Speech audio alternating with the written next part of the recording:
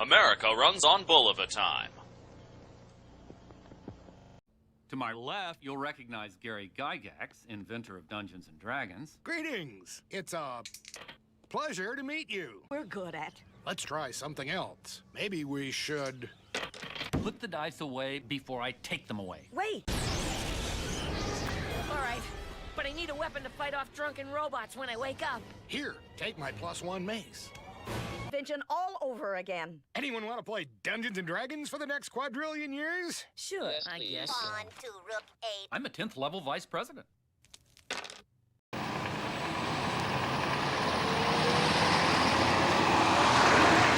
I ask you, as the editor of The Gamer, what's the economics of the game world now?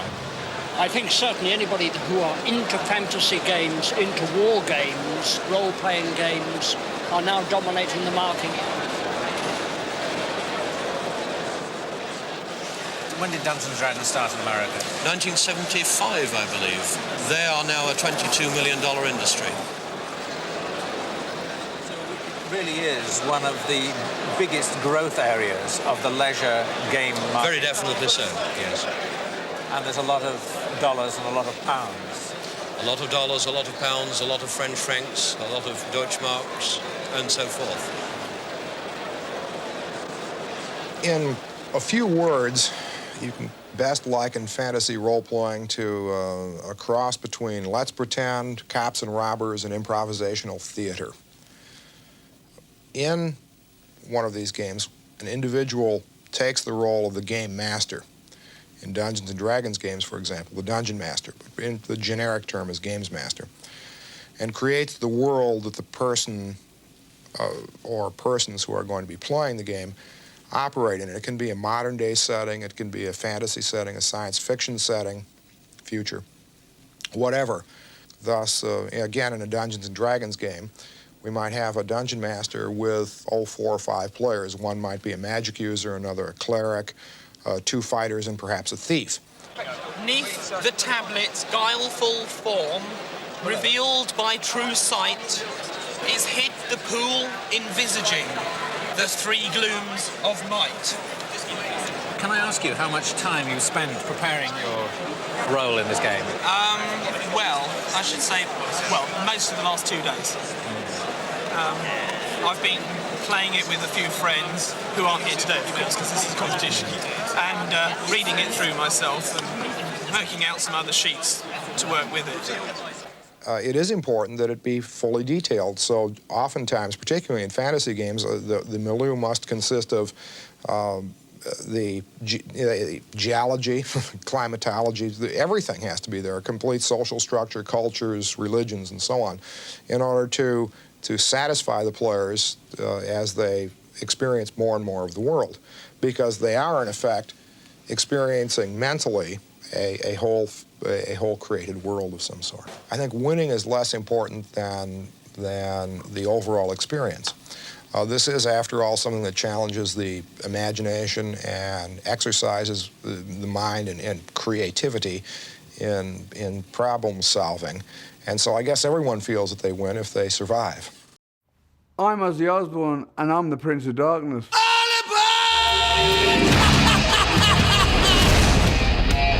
Cut! The Lich King is the Prince of Darkness, Ozzy. Well, maybe you're the one who's been riding a crazy train, but I've been the Prince of Darkness since 1979. There can be only one Prince of Darkness. World of Warcraft. Try it for free at warcraft.com. Rated T for Teen. What's your game? Poor Clifford had his problems. What with smoking, the odd glass, rich food, and late nights. No wonder girls scream. Hello? Then he discovered that a daily gargle with Listerine antiseptic mouthwash deals with the germs that can cause bad breath. Hello? He was much more approachable. Listerine antiseptic mouthwash. She loves me. Strong enough to take your breath away. D&D, and it's become popular with children anywhere from grammar school on up. Not so with a lot of adults who think it's been connected to a number of suicides and murders. The idea of the game, which is played by highly imaginative and intelligent kids, is to assume the role of one of the characters.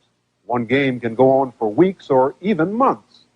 The problem seems to be that some kids take it more seriously than others, take it a step further, playing a character who brings them the power in a game they couldn't possibly get in real life. About 2 months ago, a green eyeball was seen up in the sky. This eyeball was so big it blotted out the sun, okay? These young people are playing Dungeons and Dragons. It's an enormously complicated game in which each player chooses an imaginary character he'll assume. There are dwarfs, knights and thieves, gods and devils, magic and spells. It's a journey into a land of fantasy through complicated mazes where you use your wits to kill your enemies before they kill you, all in a quest for wealth and power. The Dungeon Master orchestrates and referees the game, creating scenarios both complicated and terrifying. There is no board, only the dice. I've never seen dice like these. All different sides. Six-sided. What's the point in that? They're for different things. The four-sided is used mainly for damage from a dagger and dart, and magic users' hit points. Hit points is the damage that you can take before you die. There are those who are fearful that the game in the hands of vulnerable kids could do harm, and there is evidence that seems to support that view. Timothy Grice, 21, a shotgun suicide. The detective report noted, D&D became a reality. Irving Bink Pulling, 16, an avid D&D player, a suicide. Daniel and Stephen Irwin, 16 and 12, a murder and a suicide. The police said they were obsessed with the game. James Allen Kirby, 14 years old, charged with killing his junior high school principal and wounding 3 other people. Police are blaming D&D. Jeffrey Jaklovich, 14. Stephen Loyacano, 16. Michael Dempsey, 17. And the list goes on. The company that makes the Dungeons and Dragons material is TSR Incorporated of Lake Geneva, Wisconsin. They estimate there are 3 to 4 million kids who play the game. Last year, they grossed nearly $30 million, with Dungeons and Dragons books and paraphernalia accounting for most of those sales. Gary Gygax owns the company and invented the game.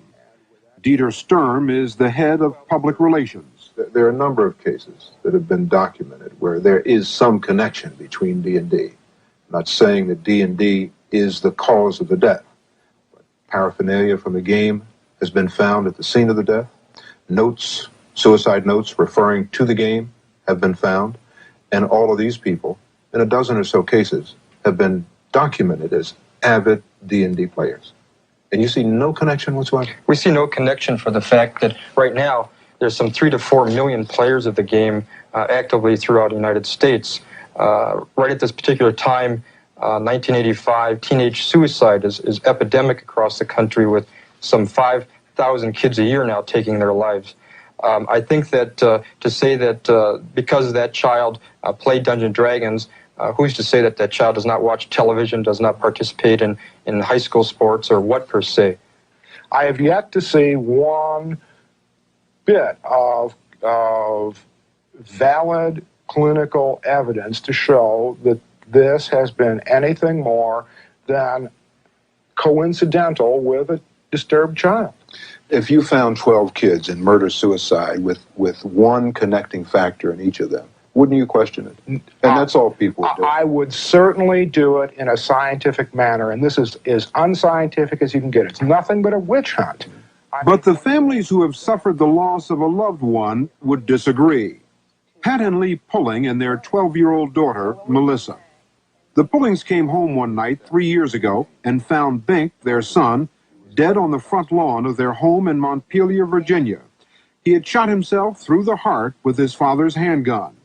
Until that night, they had never heard of the game Dungeons & Dragons.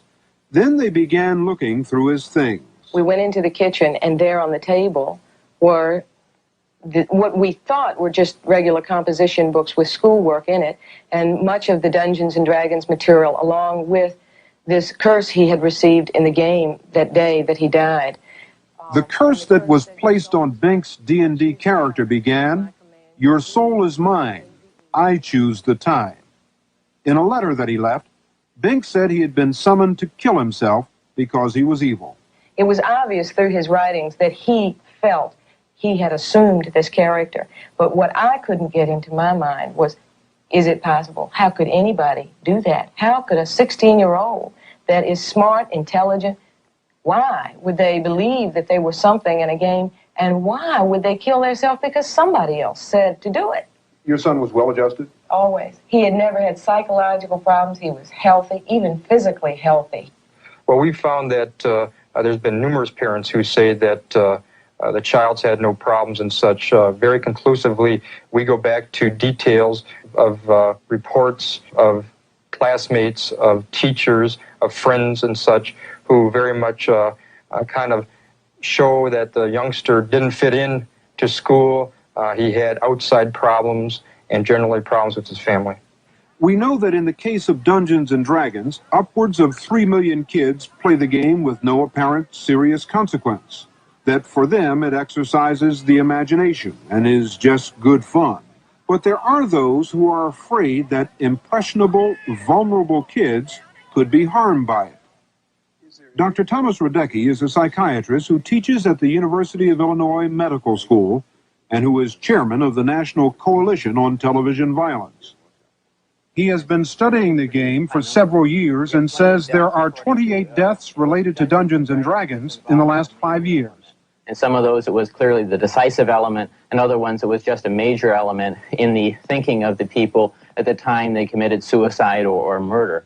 It's not coincidence, not when you have careful documentation, you have careful notes, you have eyewitnesses. For instance, one case, the parents saw their child summon Dungeons & Dragons demons into his room before he killed himself. Another case, the kid thought he had the ability to astral travel, coming from the Dungeons & Dragons game, that he could leave his body and come back. And he had rigged it up just according to the rule book so he could do it. He was surrounded by his materials and put a bullet in his head so he could leave his body, and he's never come back. This is make-believe, and nobody's murdered, and there's no violence there. I mean, to use an analogy with another game, who is bankrupted by losing a game of Monopoly? Nobody is, because the money is make-believe, the property is make-believe, and the bankruptcy is make-believe. It is not like Monopoly. There is no board. It is role-playing, which is typically used for behavior modification. If you are using behavior modification and you are doing violent roles and you're doing negative roles continuously, these children not only begin to have violent dreams or violent thoughts or negative, depressing type things, they become very much a part of this character. You're role-playing, you're rehearsing, you're developing the character hour after hour, day after day. We're really talking about intense involvement in a very serious form of violence. The important thing to remember is, if you're playing a character, let's say, for instance, you have an evil character. The rules tell you your evil character is allowed in the scope of the rules to murder people and to rape and plunder. If you're playing a good character, you're the defender of the people. You try to stop the people from raping and plundering. Yeah. But it's just your character that does it on the sheet of paper. When the game is over, the game does not tell you to go out and rape and plunder. But for some kids, it's not as simple as that. Melissa claimed that D&D had become more than just a game for her brother Bink. Someone threatened you? Yes. My brother threatened to kill me one time.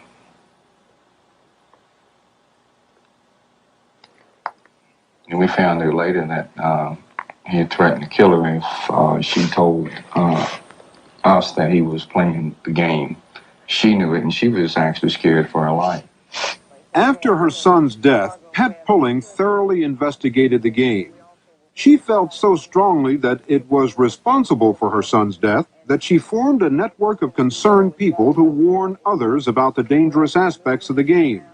Because of her involvement with D&D, Mrs. Pulling is often consulted by police departments. Master has placed you in a dreadfully precarious position. You're playing the most phenomenal game ever created. Your skin grows cold from your first glimpse of the enormous beast. It's a product of your imagination. Survival depends on a quick, decisive move. Your choices are limited. Stand and fight, or run. Use your lightning bolt. Victory is yours.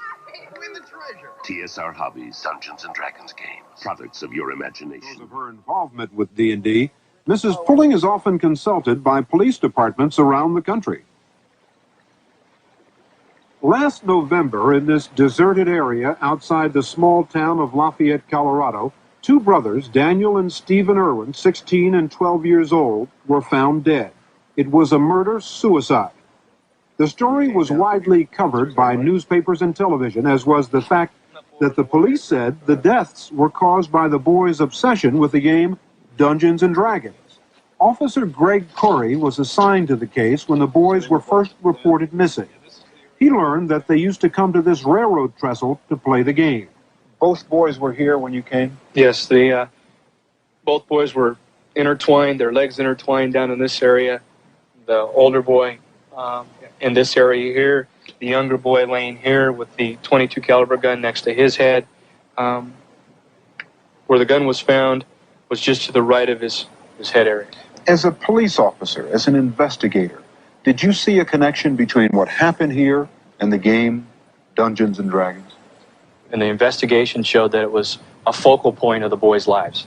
They were just enthralled in the game. And this comes from witnesses and the family and the brother, that they were totally obsessed with the game. In fact, would play it for 48 hours straight, sort of a marathon playing.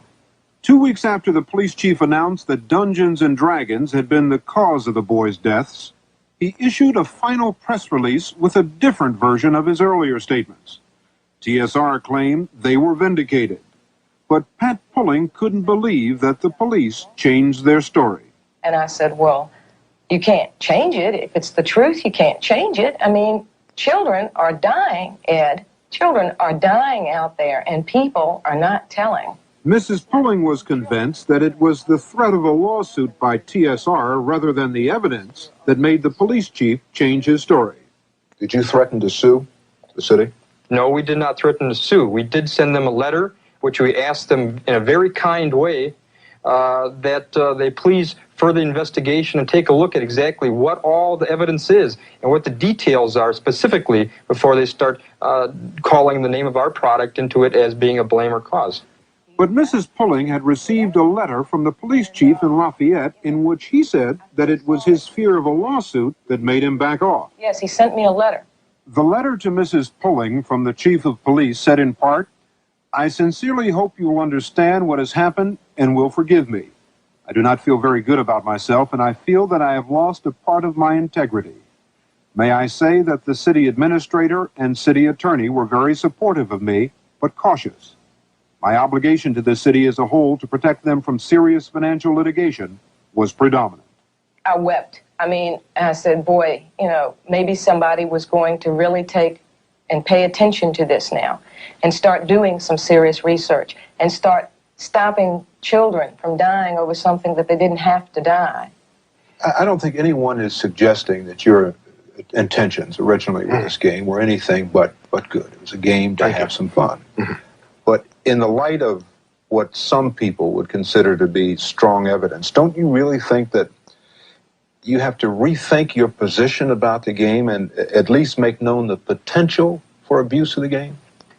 Well, I again have to go back and say there's no link that this is, except perhaps in the minds of those people who are looking desperately for any other cause than perhaps their own failure as a parent for their child's death. And further, anything can be abused. Are we going to try to go around and say, this chair could be used by a violent person to strike another person, therefore it should have a warning label on it saying, caution, this can be used to assault you with? We would like an impartial inquiry by the Consumer Product Safety Commission to actually look into these deaths, to call the police, call the detectives forward, bring forth the evidence, bring the parents in, look at this. Let's have an inquiry, an open public inquiry, and let's find out the truth. This Friday, the town of Putnam, Connecticut will hold a town meeting to discuss whether Dungeons and Dragons should continue to be played in their schools. The suicide of a 13-year-old Putnam boy has once again fanned the controversy. WKJG-TV, Channel 33, Fort Wayne, Indiana, now leaves the air to return later this morning. WKJG-TV studio, offices, and transmitter are located at 2633 West State Boulevard. And now, our national anthem.